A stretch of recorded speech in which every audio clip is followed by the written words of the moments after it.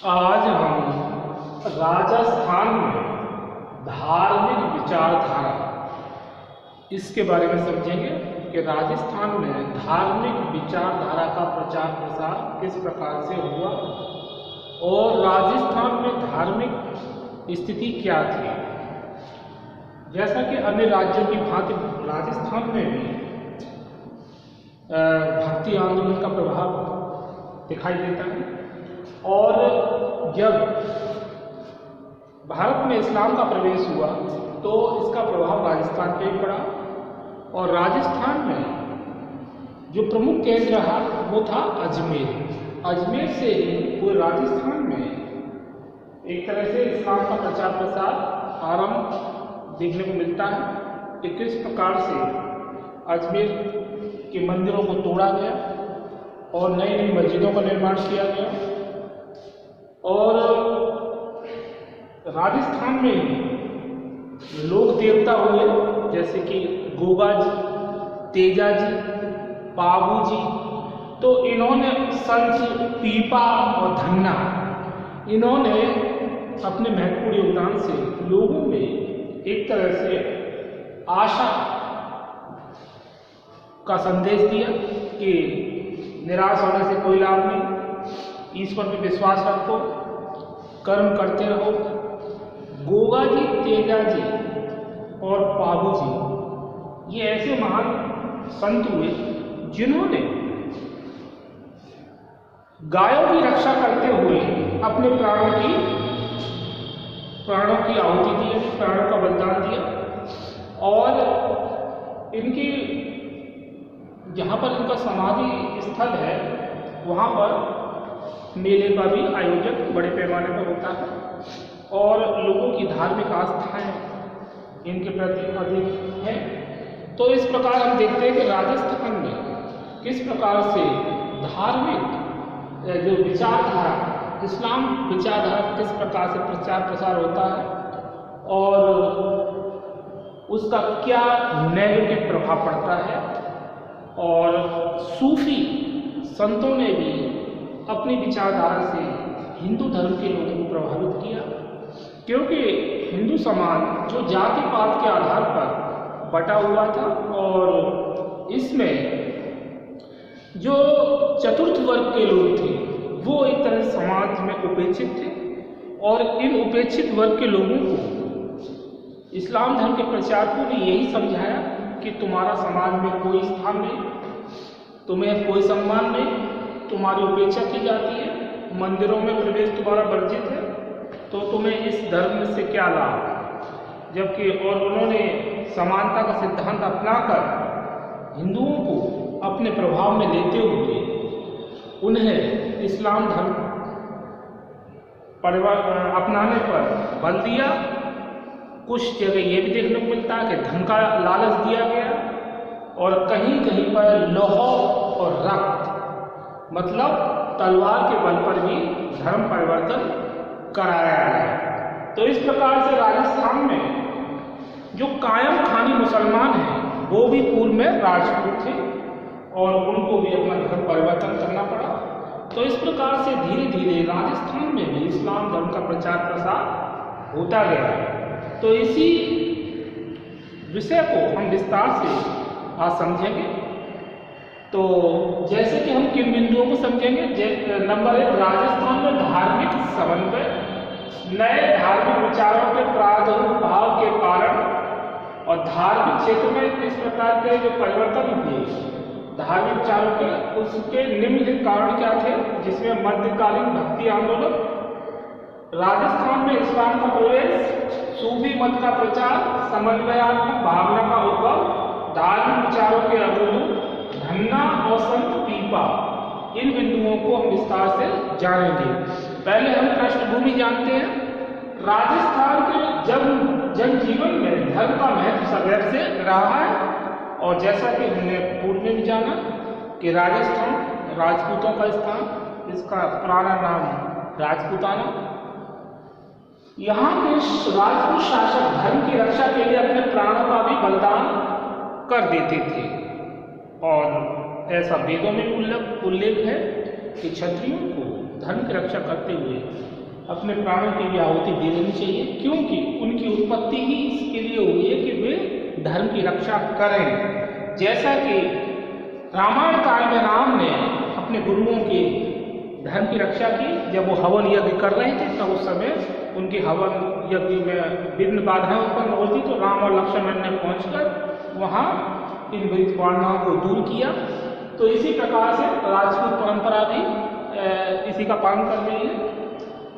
राजस्थान के विभिन्न भागों में विभिन्न देवी देवताओं की पूजा प्राचीन काल से ही की जाती रही है।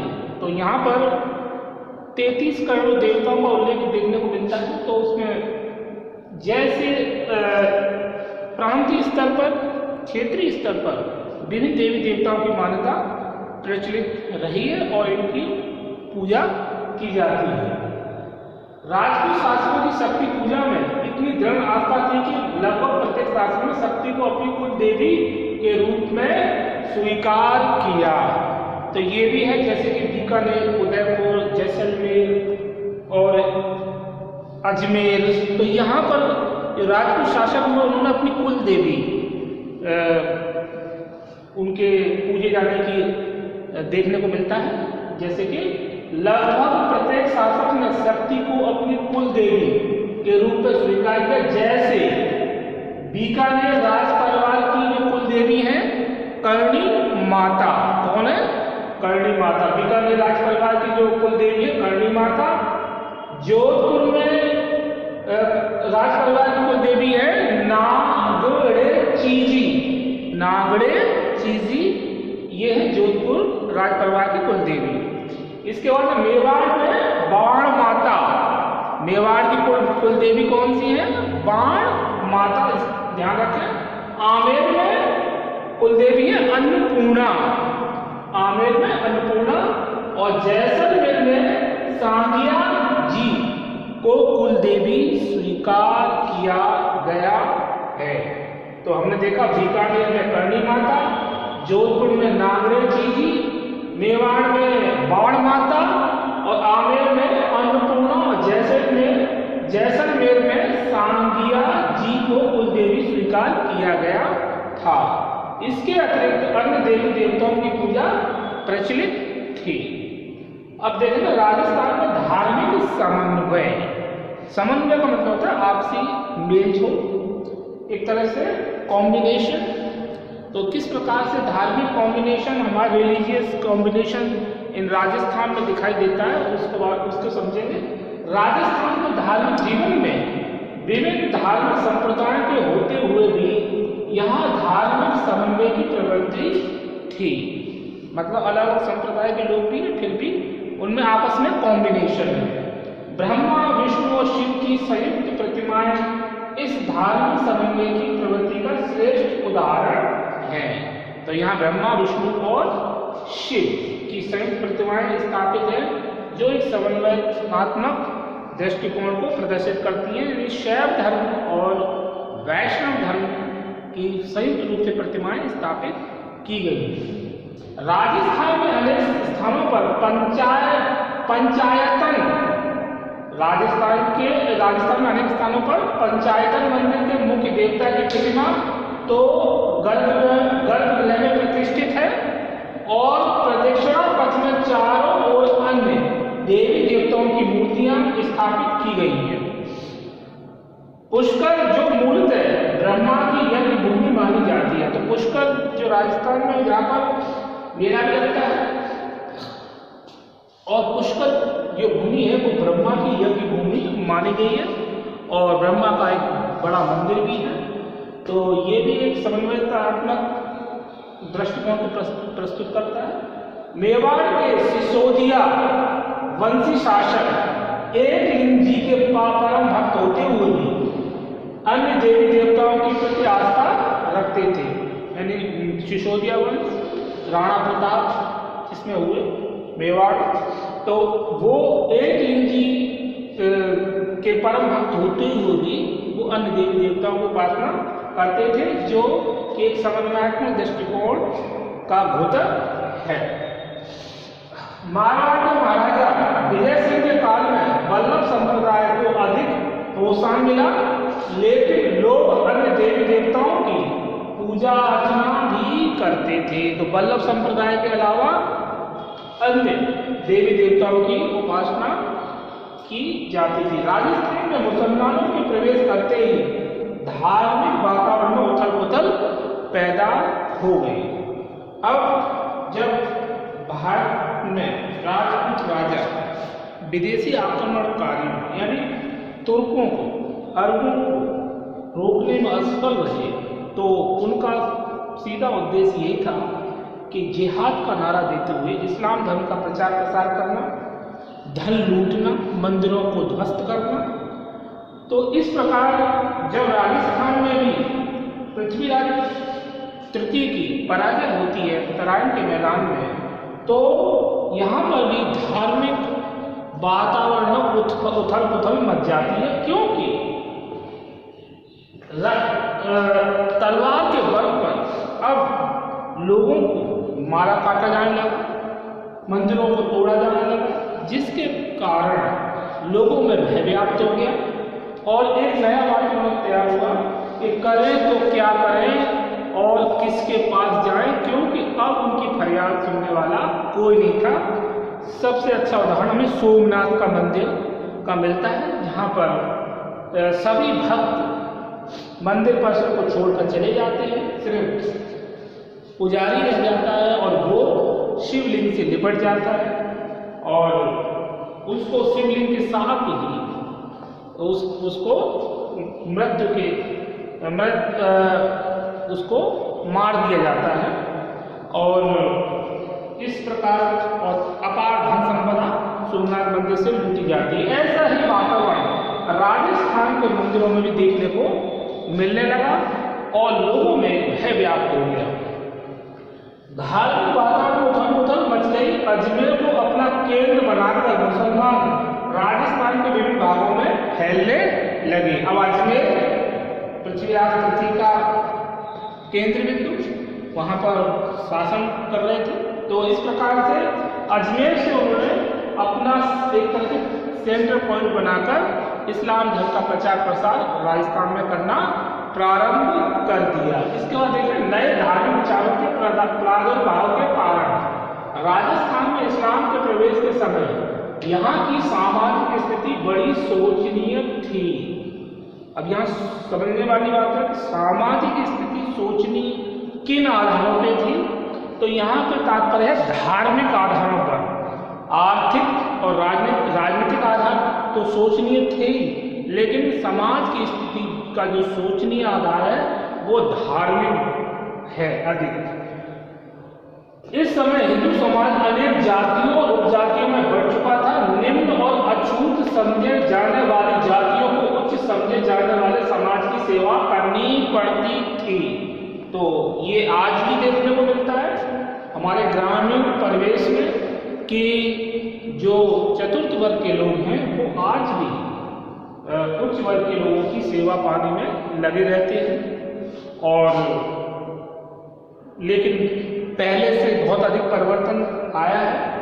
लेकिन उस समय राजस्थान में जो चतुर्थ वर्ग के लोग थे वो अछूत समझे जाते थे, उन्हें घृणा की दृष्टि से देखा जाता था, उनके साथ भेदभाव भी होता था।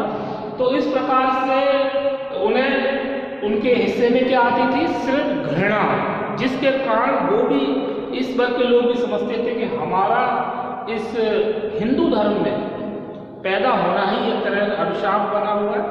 तो इस प्रकार का लाभ, इस स्थिति का लाभ इस्लाम धर्म के ठेकेदारों ने उठाया और उन्होंने इन चतुर्थ वर्ग और अछूत लोगों को यही समझाया कि तुम्हारा इस धर्म में क्या तुम्हें सम्मान है और क्या तुमने प्राप्त कर लिया। इससे अच्छा है कि इस्लाम धर्म अपनाओ जहाँ समानता है और किसी प्रकार की परेशानी भी नहीं होगी। और धन का लालच दिया गया, कुछ लोग मान गए और कुछ नहीं माने, तो उन्हें तलवार के बल पर धर्म परिवर्तन करा दिया गया। यहाँ पर ये देखने को मिलता है और ये भी बात सही है। ये तो प्रकृति का भी सिद्धांत है, कमजोर पर सभी का बल बस चलता है। यदि व्यक्ति भ्रमित है, मार्ग से भटका हुआ है तो वो कुछ भी करने को तैयार हो जाता है। ऐसा ही मध्यकाल में देखने को मिलता है कि बहुसंख्यक हिंदू इस्लाम धर्म को अपना लेते हैं धन के लालच में और तलवार के डर से। और तीसरा कारण था समाज में उन्हें सम्मान प्राप्त न होना, उनके साथ भेदभाव करना और उनको हीन दृष्टि से देखना। तो पिछड़ी व उपेक्षित हिंदुओं को इस्लाम धर्म अपनाने में बल दिया। धर्म का लालच, समानता का उपदेश देकर असंख्य हिंदू मुसलमान बन गए। तो इस प्रकार उस समय तुर्कों ने यहाँ पर शासन व्यवस्था कुतुबुद्दीन ऐबक के रूप में हमें देखने को मिलती है। किस प्रकार से सल्तनत काल का प्रारंभिक जो शासन और उसके बाद गुलाम वंश में भी धर्म परिवर्तन का वही क्रम चलता रहा। और उसके बाद हम देखते हैं कि किस प्रकार खिलजी वंश, तुगलक वंश, सैयद वंश, लोधी वंश, इन सभी शासकों ने अपने अपने समय पर धर्म परिवर्तन का बड़ा कार्य किया और लोगों को इस्लाम धर्म अपनाने पर बल दिया। इसके बाद धार्मिक क्षेत्र में इस प्रकार के परिवर्तन विचारों के निम्नलिखित कारण भी थे, जैसे कि मध्यकालीन भक्ति आंदोलन। मध्यकालीन भारत की सर्वाधिक महत्वपूर्ण घटना भक्ति आंदोलन का प्रबल होना। कुछ विद्वान इस भक्ति आंदोलन को इस्लाम की देन मानते हैं। अब भक्ति आंदोलन क्यों चला, ये है इसको समझने कि भारत में भक्ति आंदोलन की क्या आवश्यकता पड़ी। जब भारत में इस्लाम धर्म का प्रचार प्रसार अधिक होने लगा और ब्राह्मण और क्षत्रिय ये भी इस बात को सोचने लगे कि आखिर हमारा जो हिंदू समाज है वो किस प्रकार से हमसे ही दूर होता जा रहा है और वो कुछ कर भी नहीं पाए क्योंकि उनके हाथ में शक्ति भी नहीं, सत्ता भी नहीं, तो क्या करें। तो ऐसे समय में जनता में निराशा व्याप्त हो गई और वह अब सोचने लगी तो करें तो क्या करें। तो ऐसे समय में विभिन्न संत जैसे तुलसीदास, सूरदास, कबीरदास, रैदास, बल्लवाचार्य, नंददास और नावादास और धन्ना, पीपा, ये ऐसे संत हुए जिन्होंने अपनी ज्ञान की वाणी से लोगों में एक तरह से नवीन उत्साह का संचार किया। यही कहा कि देर है अंधेर नहीं, जिसका कोई नहीं वो उसका ईश्वर है। तो इस प्रकार लोगों में एक तरह से नवीन विचारधारा का सृजन देखने को मिलता है इस भक्ति आंदोलन। और भक्ति आंदोलन का कारण यही था कि धार्मिक दबाव, इस्लाम धर्म का प्रचार, लोगों की जो धार्मिक भावनाएं जो आहत हो चुकी थी, इसके कारण भक्ति आंदोलन के उदय में महत्वपूर्ण भूमिका देखने को मिलती है। तो मध्यकालीन भारत की सर्वाधिक महत्वपूर्ण घटना भक्ति आंदोलन का प्रबल होना था। कुछ विद्वान इस भक्ति आंदोलन को इस्लाम की देन मानते हैं। 14वीं शताब्दी के प्रारंभ में रामानंद ने इस भक्ति आंदोलन को उत्तर भारत में प्रबल बना दिया था। अब रामानंद जिनकी मंडली में हम देखते हैं कि रैदास, पीपा, धन्ना, कबीर, इस प्रकार से उन्होंने उत्तर भारत में क्या किया, अपने एक तरह से ज्ञान के प्रकाश से क्या किया कि भक्ति आंदोलन उत्तर भारत में प्रबल बना दिया। रामानंद के 12 शिष्य मुख्य थे और वे अपने शिष्यों के साथ उत्तरी भारत में भ्रमण कर अपने मत का प्रचार करने लगे। उनके प्रचार का प्रभाव राजस्थान पर भी पड़ा।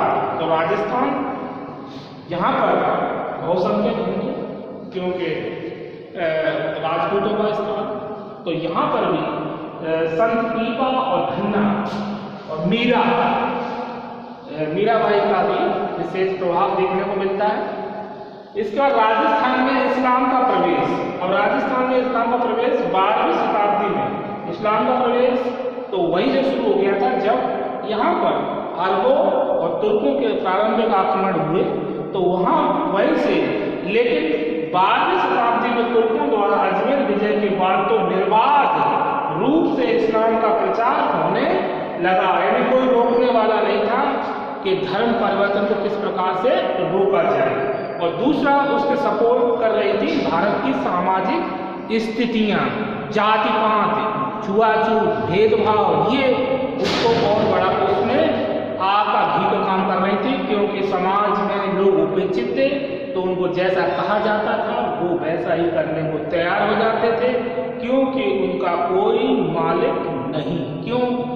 राजपूत राजा जब तक सत्ता में रहे तब तक तो एक तरह से मतलब समाज में इतना विघटन और इतना संकीर्ण विचारधारा देखने को नहीं मिली, लेकिन बाद में इस तरह की स्थिति पैदा हो गई कि जो जिसको करना है वो करे। तो ऐसे समय में इस्लाम धर्म के प्रचारकों ने अपना लाभ उठाते हुए बहुत सब हिंदुओं को इस्लाम धर्म अपनाने को कहा और वो इस कार्य में सफल भी रहे। अजमेर इस्लाम धर्म का मुख्य केंद्र बन गया।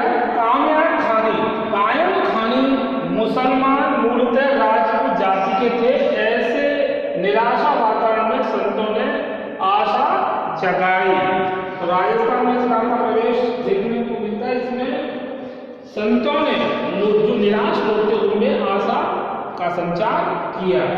इसके बाद सूफी मत का प्रचार, बलपूर्वक इस्लाम का प्रचार करने के साथ साथ कुछ सूफी संतों ने शांतिपूर्ण उपायों से भी इस्लाम का प्रचार किया। सूफी मत सुन्नी धर्म से अधिक उदार तथा सरल था। तो सूफी मत के जो धर्म गुरु थे वो एक तरह संत थे। सूफी संत वो उदार प्रवृत्ति के थे, वो किसी शक्ति का प्रयोग नहीं करते थे, वो अपनी विचार और वाणी से लोगों को प्रभावित कर देते थे, जैसा कि भक्ति आंदोलन के संत कर रहे थे। तो इस प्रकार लोग उनसे प्रभावित हुए। सूफी मत सुन्नी धर्म से अधिक उदार और सरल था। सूफी संत अपने विचारों की मधुरता तथा प्यार से हिंदुओं तक अपने विचार पहुंचाते थे। सूफी संत भी धार्मिक आडंबरों में विश्वास नहीं रखते थे। यानी सूफी संतों का विचार मानना ऐसा विचार था कि धार्मिक अंधविश्वास और आडंबर ये मनुष्य के पतन का कारण भी है, तो इनसे दूर रहे। तो ऐसा उन्होंने उपदेश दिया। सूफी उन्होंने अल्लाह को प्रसन्न करने का माध्यम संगीत, मतलब ईश्वर को प्रसन्न करने का माध्यम, सूफी संतों ने अल्लाह यानी अपने ईश्वर को प्रसन्न करने का माध्यम संगीत अर्थात कव्वाली को बनाया। सूफी संतों पर दरवेशों ने हिंदू और मुसलमानों में सामंजस्य बनाने का प्रयास किया। तो इस प्रकार से सूफी संतों का भी एक इस्लाम धर्म के प्रचार प्रसार में अपना महत्वपूर्ण योगदान रहा। एक तरह से देखा जाए तो जो कट्टर सुन्नी थे वो तो शक्ति के बल पर इस्लाम धर्म का प्रचार प्रसार कर रहे थे, तो सूफी संत थे वो अपने प्रेम और उदारता और संगीत के द्वारा अपने धर्म का प्रचार प्रसार करने में लगे थे। शैली दोनों की अलग अलग थी। इस प्रकार देखते सूफी संतों और दरवेशों ने हिंदू और मुसलमानों में सामंजस्य बनाने का प्रयास किया। समन्वयात्मक भावना का उदय। तो प्रारंभ में मुस्लिम आक्रांताओं ने धर्म के नाम पर हिंदुओं पर निर्मम अत्याचार किए, जिससे हिंदुओं में आक्रोश उत्पन्न होना स्वाभाविक था। लेकिन जब मुसलमानों को यहाँ रहते रहते लंबा समय हो गया, मतलब प्रारंभ में तो एक आक्रामक नीति थी कि ये नया देश उनके लिए और यहाँ की जो हिंदू जनता उनको आक्रामक कर रही थी। लेकिन जब वो काफ़ी समय तक यहाँ शासन उनका स्थापित होकर चलने लगा, मतलब शासन को चलाते हुए काफ़ी समय हो गया, तो फिर यहाँ पर एक दूसरे की जो संस्कृति थी वो आदान प्रदान होने लगी। और मुसलमानों के यहाँ रहते रहते काफ़ी लंबा समय हो गया, तो उनका जो धार्मिक जोश था वो भी ठंडा होता गया। अब दोनों संप्रदायों ने एक दूसरे को समझने का प्रयास किया, दोनों के विचारों का आदान प्रदान होने लगा, समन्वयात्मक भावना का अच्छा प्रभाव पड़ा। और आज भी हम भारत में देखें तो हिंदू और मुसलमानों में समन्वयात्मक दृष्टिकोण दिखाई देता है।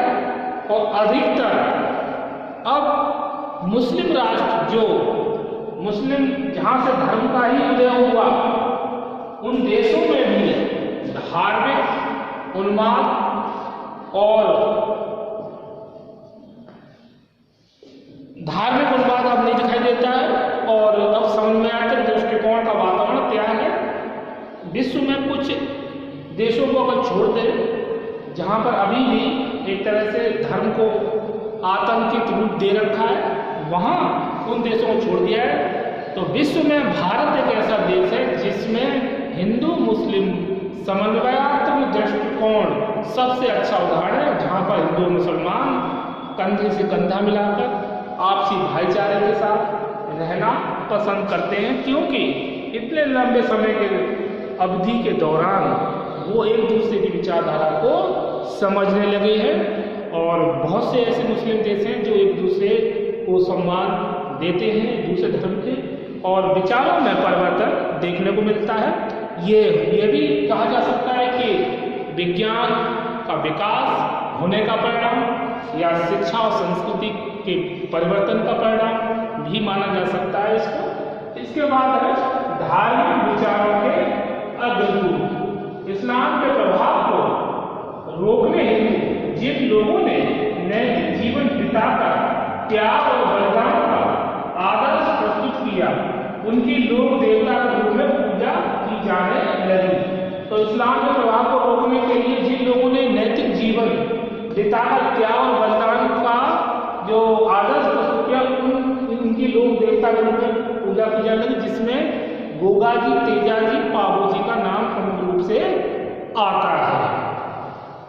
ऐसे लोक देवताओं गोगा जी मुख्य थे। गोगा जी ने गायों का मुसलमानों से मुक्त करवाने हेतु युद्ध किया और वीर गति प्राप्त की। तो गोगा जी जो कि गायों को छुड़वाते हुए वीर गति को प्राप्त हुए थे, तो गोगा जी का एक तरह से बहुत बड़ा योगदान हिंदू धर्म में देखने को मिलता है कि किस प्रकार से जो हिंदू धर्म में पूजी जाने वाला जो गाय है उसकी रक्षा करते हुए अपने प्राणों की आहुति दी। और इसी प्रकार से तेजा जी का भी योगदान हमें देखने को मिलता है। पाबू जी ने चारणों की गाय छुड़ाने के लिए 1276 ईस्वी में वीर गति प्राप्त की थी। तेजा जी ने भी गायों को छुड़ाते समय अपने प्राणों का बलिदान दिया था। तो गाय जो कि आज भी हिंदू धर्म में गाय को पवित्र माना गया है और बहुत से हिंदू परिवारों में गाय के लिए पहली रोटी भी निकाली जाती है। तो ये धार्मिक आस्था है लोगों में, और जबकि इस्लाम के मानने वाले गाय को खाना पसंद करते हैं, जो कि कबीर ने भी इसकी आलोचना की है कि दिन भर रोजा रहता है, रात हनती है गाय। तो लेकिन अब लोगों में काफ़ी इसका प्रभाव पड़ा है। इस्लाम धर्म के मानने वाले भी अब ये मानते हैं कि हिंदुओं की जो पवित्रता जो गाय के प्रति है, आस्था है, धार्मिक आस्था है, तो उसका वध नहीं किया जाना चाहिए और आपसी भाईचारे के साथ रहना चाहिए। लेकिन गोगा जी, तेजा जी और पाबू जी ने गायों को छुड़ाकर एक बहुत अच्छा उदाहरण प्रस्तुत किया कि किस प्रकार से वो लोक देवता कहलाए। तेजा जी ने भी गायों को छुड़ाते समय अपने प्राणों का बलिदान किया। धन्ना और संत पीपा। धन्ना प्रथम संत थे जिन्होंने राजस्थान के धार्मिक जीवन को एक नया मोड़ प्रदान किया था और वे काशी जाकर रामानंद के शिष्य बन गए थे। तो धन्ना जो थे राजस्थान के धार्मिक जीवन को एक नया मोड़ प्रदान करने वाले प्रमुख संत, काशी जाकर रामानंद के शिष्य हो गए। लोग टोंक जिले में एक जाट परिवार में 1415 ईस्वी में उनका जन्म हुआ था। तो राजस्थान में जिला है टोंक, वहां पर इनका जाट परिवार में जन्म होता है 1415 ईस्वी में। और उन्होंने काम, क्रोध, लोभ, मद, मोह की आलोचना की। मनुष्य को इनसे दूर रहने की प्रेरणा दी कि मनुष्य को कभी काम, क्रोध, लोभ में नहीं पड़ना चाहिए, ये मनुष्य के पतन का कारण बनता है। और उन्होंने ये इसको ईश्वर भक्ति में बाधक भी माना है। समानता पर उन्होंने बल दिया, सामाजिक समानता पर, और जातिवाद का उन्होंने विरोध किया। और इस बात की ओर संकेत भी किया कि हमारे समाज में इतना जातिवाद भेदभाव होने के कारण ही हमारे ऊपर जो विदेशी आक्रमणकारी हावी हुए हैं और हमारे समाज में एक तरह अस्थिरता का माहौल पैदा हुआ है। उन्होंने इस बात का संदेश दिया। तो धार्मिक जीवन को एक नया कोड प्रदान करने वाले राजस्थान के जो प्रथम संत माने जाते हैं वो है धन्ना। इसके बाद है संत पीपा। पीपा राजस्थान के गागरोन के खींची राजपूत राजा थे। तो संत पीपा क्या है? एक खींची, गागरोन के क्या है? खींची राजपूत राजा थे, लेकिन उनकी विचारधारा में परिवर्तन होता है और काशी जाकर रामानंद के वो शिष्य बन जाते हैं और काशी से लौटकर राजसी वैभव त्याग कर साधु और संतों की सेवा करने लगे। पीपा अपने राज्य को त्याग कर कबीर रैदास मंडली में शामिल हो गए। उन्होंने गुरु की महत्ता, ईश्वरी भक्ति, मोक्ष प्राप्ति पर बल दिया और जातिवाद का उन्होंने विरोध किया। तो किस प्रकार से संत पीपा एक राजा होते हुए, यानी गागरोन के खींची राजपूत राजा होते हुए, उन्होंने उस राजपाट को त्याग किया, ज्ञान और भक्ति को अपनाया, रामानंद के शिष्य हुए और जो कबीर और उनकी रैदास मंडली थी उसमें वो शामिल हुए और ईश्वर भक्ति, मोक्ष प्राप्ति का वो संदेश दिया उन्होंने और जातिवाद का उन्होंने विरोध किया। तो आज हमने इस वीडियो में राजस्थान में धार्मिक विचारधारा को विस्तार से जाना कि किस प्रकार से राजपूतों ने अपनी कुल देवियों, जो कुल देवी मानी है, उनमें बीकानेर के राज परिवार की जो कुल देवी है वो करणी माता, जोधपुर में नागदेव चीची, मेवाड़ में बाढ़ माता, आमेर में अन्नपूर्णा, जैसलमेर में सांध्या जी को कुल देवी स्वीकार किया गया है।